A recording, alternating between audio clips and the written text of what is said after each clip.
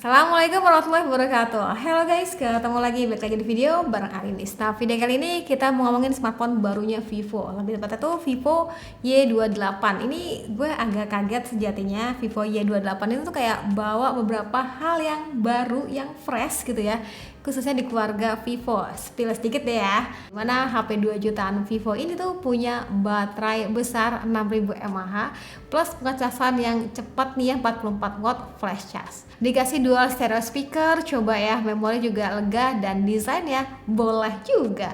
So, gimana nih buat penggunaan hariannya? Yaudah yuk langsung aja tonton videonya sampai akhir. Vivo Y28 ini tuh ada 3 varian ya, harganya mulai dari 2,3 jutaan, sesuai aja sama selera kalian. Kalau buat teman-teman yang suka utamain memori yang lega, pasti happy lah ya sama pilihan memorinya. Dan sebenarnya yang juga fresh itu ada pada bagian desainnya. Coba perhatiin, warna orange senjanya ini kayak seger banget nggak sih teman-teman? Orange tapi ala-ala peach gitu, pokoknya ini nice lah, gue suka. Warna orange ini tuh kayak kalem ya, rasanya elegan dengan efek kilauan yang unik. Terus berasa ada kayak taburan glitter tipis-tipis gitu loh teman-teman. Bagian frame kamera juga ada desain ala-ala jam tangan gitu ya. Pokoknya detail-detail kecil tuh kayak diperhatiin banget sih gue ngerasanya.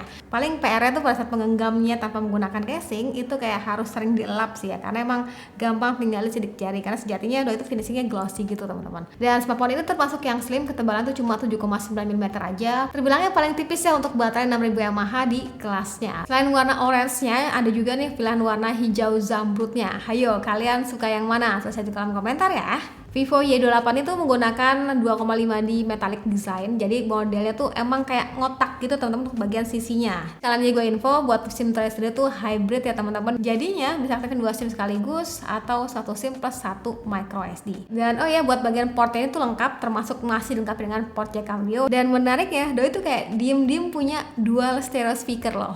Plus volumenya juga bisa di-adjust ya hingga 300% gitu, karena emang ada fitur audio booster juga nih. Jujur aja bagian dual speaker ini bikin gue tuh kayak agak kaget sih, karena di V series sebelumnya aja doi kan speakernya masih jomblo ya. Lah ini udah dikasih dual speaker, coba ya. Ya walau untuk bagian suara sendiri gue ngerasa kayak kurang bulet sih bagi gue ya, tapi seenggaknya Vivo tuh kayak udah ngebuktiin lah doi tuh bisa loh ngewujudin yang teman-teman pengen, itu dengan adanya dual stereo speaker. Dengan begitu buat gue yang suka nonton tuh kayak lebih seru aja gitu ya, saat nonton tuh kayak lebih balance gitu. Mantap ye. Ngomong-ngomong, layar Y28 ini tuh seluas 6,68 inch menggunakan ultra OLED screen display ya teman-teman.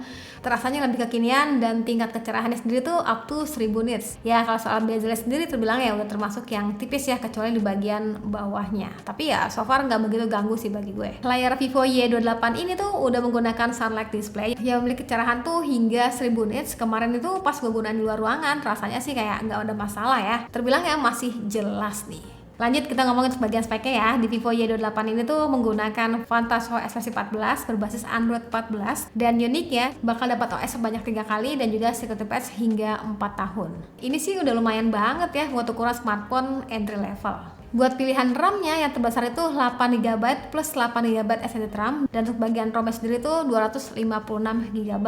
Kalau buat chip yang dipakai itu MediaTek Helio G85 dengan skor tuh dapat di angka 266 ribuan. Ini terbilangnya bukan yang terkencang ya buat di kelasnya, tapi untuk hariannya kayak chatting, main sosmed, sekali tak pakai untuk kebutuhan main PUBG tuh ya terbilangnya masih aman ya teman-teman. Dan bahkan Vivo sendiri tuh ngeklaim performanya itu bakal stabil selama 4 tahun gitu.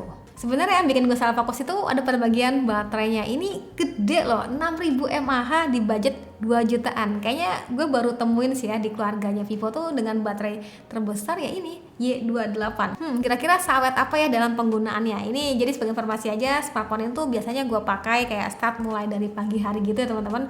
Dipakai aktivitas mobile gitu ya, menggunakan paket data tentunya. Dan kemarin tuh gue sempat bikin rinciannya ya, teman-teman bisa lihat aja di mana kebutuhan kayak nonton YouTube selama 2 jam. Itu baterai itu berkurang sekitar 16%-an gitu. Dengerin musik Spotify selama 90 menit itu baterai berkurang 5%-an. Main PUBG selama 1 jam itu berkurang sekitar 15%-an. Overall selama digunain hariannya tuh kayak bisa tembus hingga esok harinya gitu ya, kayak 1,5 hari tuh bisa banget lah ya.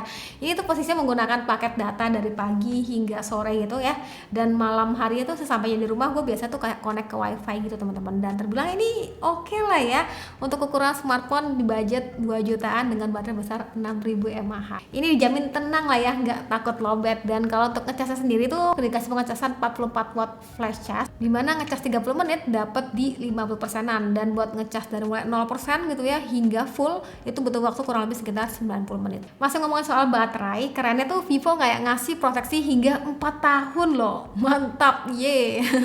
Nama fitur sendiri tuh 4 tahun proteksi baterai, dimana kayak Vivo ngejamin kalau kesehatan baterainya ini itu nggak bakal turun di bawah 80% selama 4 tahun masa pemakaian. Selain ketahanan baterainya, smartphone ini juga udah sertifikat IP64 yang mana bakal aman daripada debu dan juga cipratan air nih ya.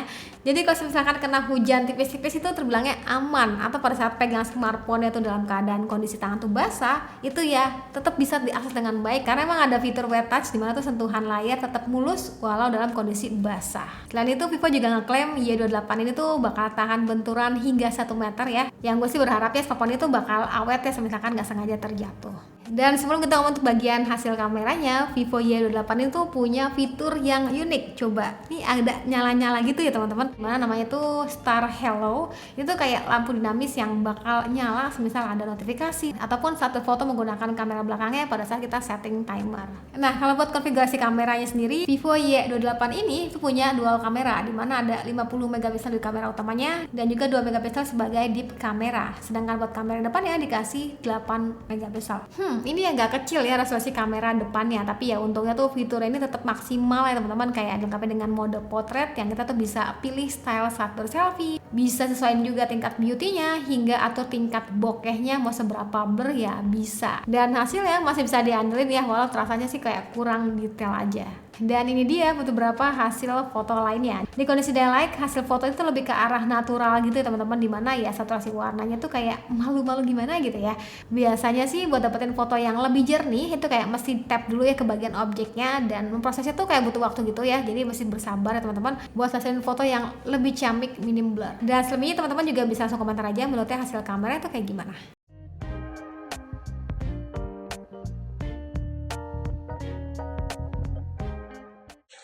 Hai, ini dia contoh rekaman kamera depannya Vivo Y28. Jadi kamera depannya ini maksimal bisa 1080 30 fps. Coba kita sambil jalan ya teman-teman, kira-kira bakal sestabil apa. Dan ini boleh aja langsung komentar kira suaranya tuh bakal kayak gimana nih. Ini posisinya kayak di samping taman, dan sebelahnya tuh kayak ada mobil-mobil gitu.